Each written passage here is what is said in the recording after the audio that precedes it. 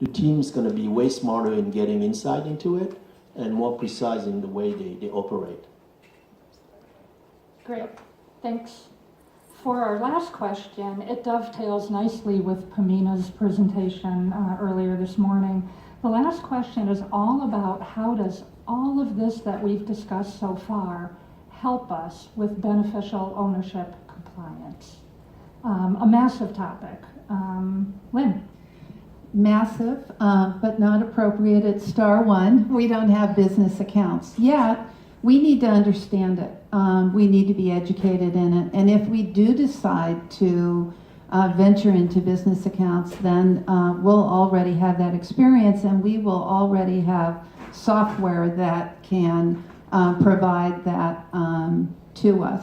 So we're always looking forward, always strategically trying to place ourselves in a what-if scenario, that if we do business accounts, if that is the direction that our board wants us to go in, then we'll already be familiar with the BSA and AML monitoring side of it. So whether you're big or small, this is, I think, a very important subject for all of us. Again, it's nice to have software that's already in place that we'll be familiar with, that can do the KYC and the CDD for us, and not have necessarily bring in new experts, which again costs money. And we're all about being frugal. So. Yeah, and I think the optimal efficiency, it comes in the KYC form itself. Because initially when you're capturing the data, it has to be correct. If you capture wrong data, the stream downflow, the EDD team that's working it, maybe the transaction monitoring team might leverage the KYC as well when they do their investigation. Everything is going to mess up, and then you have to contact the customer, and the back and forth can take a very long time. And I think where machine learning comes in is, as mentioned earlier, is at the KYC form part, where you capture the right information initially, and then as well as when you go down, I believe that both teams right now in AML is a little siloed. I know some big AML banks might combine multiple departments together already, but in a lot of small banks or medium-sized banks, what we notice is even within AML, you have an OFAC department that only really looks at OFAC, and then you have a CTR department that only looks at CTR. You have a transaction monitoring department where they ignore everything else. They only look at transactions and maybe the rules that generated those transactions. And then you have the KYC department where they ignore everything else, but they only look at the risk of the customer. What we believe, especially in machine learning, is we combine transaction and KYC risk together. Because that way you can get way better results. Because you can set a rule where I can say, okay, if you deposit cash 7,000 to 10,000 3 times in 2 weeks, generate an alert. And you can get thousands of alerts that way. But what if I put the customer aspect into it? If the customer is a restaurant, and this is almost expected from a restaurant of that size where they have a lot of cash transactions, maybe don't generate alerts for that. And the machine will know. That's how they learn. They learn that, okay, most restaurant customers are like this. Versus if you're just, say a hardware store or something, it might generate alert because they don't get that much cash. So something like that, or maybe they do, but let's say, can't think of one right now, but a non-cash intensive business. And this is where I think the efficiency comes in, especially with machine learning and everything that comes in place. You're not necessarily eliminating jobs, you're combining departments. The work will still be there. Your employees will just be more well-versed. They'll know more about AML. They won't be just focused on KYC, or they won't be just focused on transaction monitoring. They'll know the whole thing. And I think with better employees, that's how you easily spot more money laundering activity, because criminals are always 2-3 steps ahead of us. We're always reactive. We set these rules because something bad happened in this threshold, not because we set it to prevent it from happening in the future. That's why I think with machine learning, this is where it comes in, and you prevent more than playing the reactionary role. So, Eric, there's only 1 minute, so give us your best abridged version. okay, well, if you, again, on that survey, on AML investigation, across team size, I mean, small or medium and large, it takes around 3 to 4 hours to more than 3 days to dismiss an alert or to investigate. And this is without beneficial ownership. So if you think about it, you add another, just you double it. I don't know how any AML team can deal with beneficial ownership without investing more in resources. So it's not a matter of if you need AI machine learning.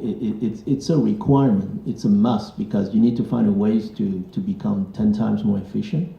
And for that, if you don't have a way to create smarter rules, then you're going to be between the FinCEN rules that ask you to do almost everything and the fraudster that are getting smarter every day.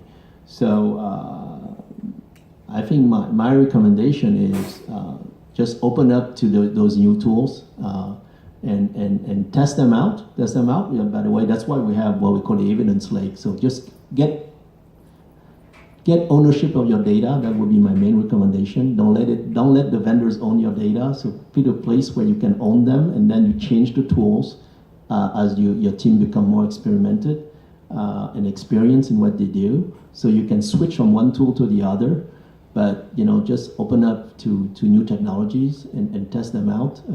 Gain ownership of your data, and just partner with all those incredible startups like ours that does new stuff to help you out in the AML space.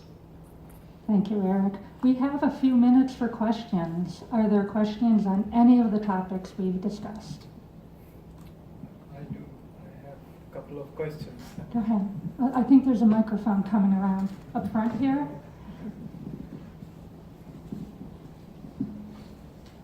Thank you. Yes, so my first question is, of course, we all strive to get efficiency and lower false positives and all. But ultimately, it all boils down to the fact how the regulators will see this evolving situation. So, for example, in your case, your credit union, assuming you actually move to AI environment and you do have some reduction in your volume, especially the good result, which is SARS and all that. And suppose there is a significant reduction in those end results.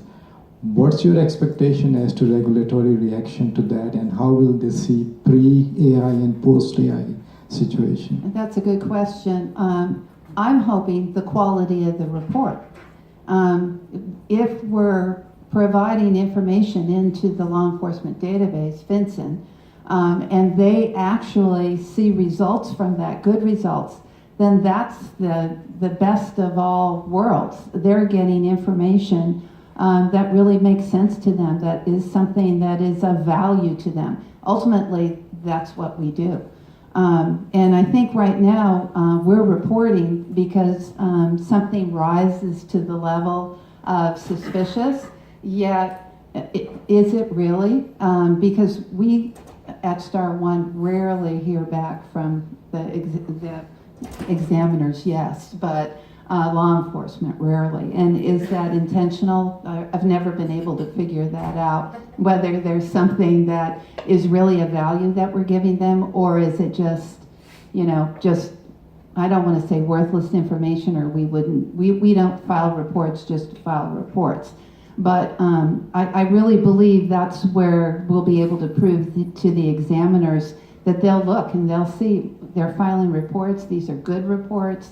Something's coming from these reports. They can do something with these reports instead of just information to file.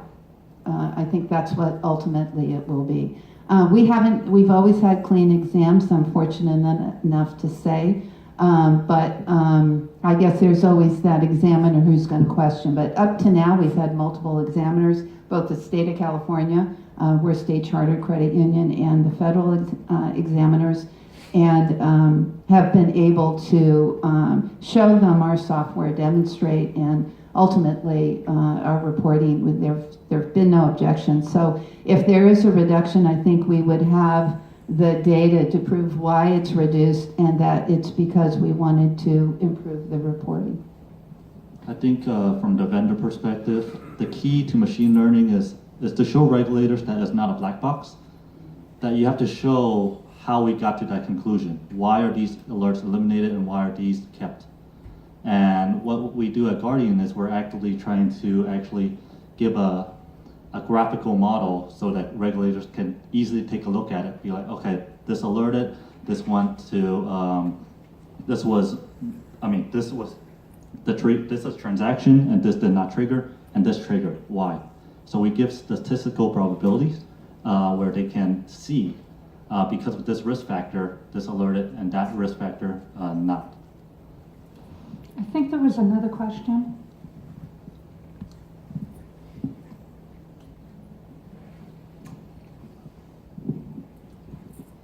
Thank you, panelists.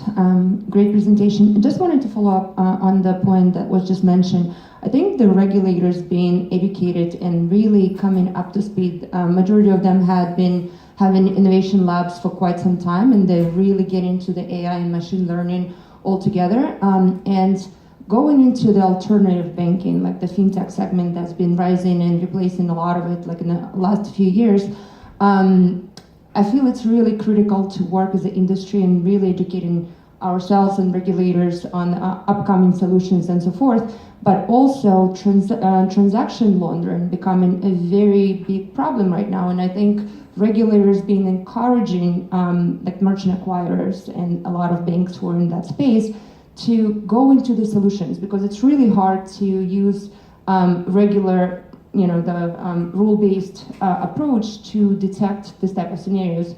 And if you look at the fintechs, and some of them have very stringent capabilities where they have, the modeling and outliers really detecting what is abnormal. And I think regulators and industries start getting that approach on.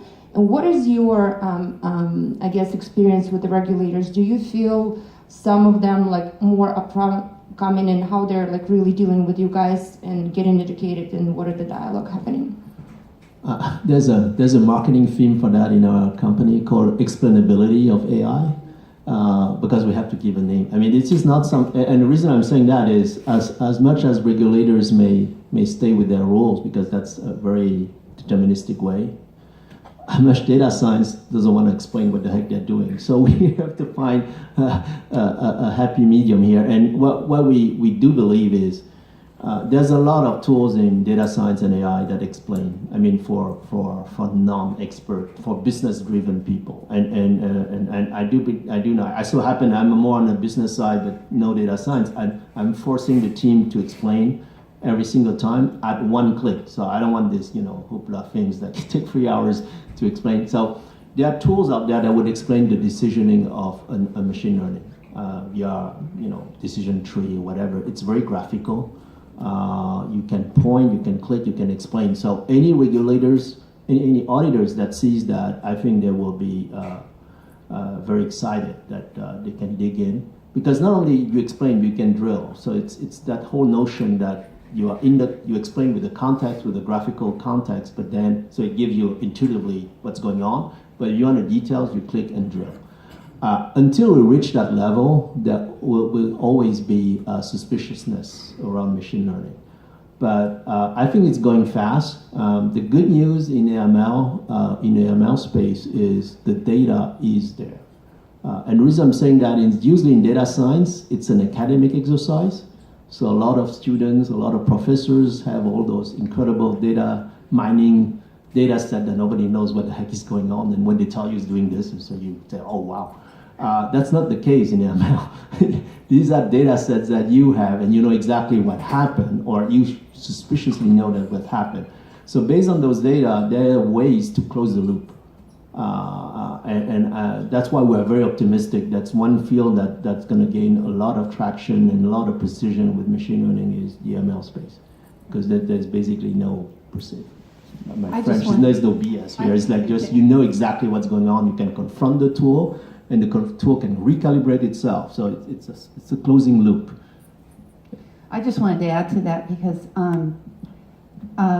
as a BSA officer, as an AML analyst, I think at a financial institution, I'm not a programmer, but I need to understand what my software is doing that gives me the alerts or requires me to report. If you can't explain that to an examiner, then they're going to be digging. They want to know that you understand what your software is doing. And that's why you need a close relationship, I think, with your vendor. A lot of credit unions, I'll put my industry in there, just expect a plug and play type of software, and they don't understand what it's doing or what it's presenting to them. And I think that begins problems. So you have to be able to explain it and be confident and understand what your reporting is saying. Thanks, Lynn. I think the next presentation is ready. Thank you. Thank you very much. I hope you enjoyed the presentation, and I believe the next gentleman is ready.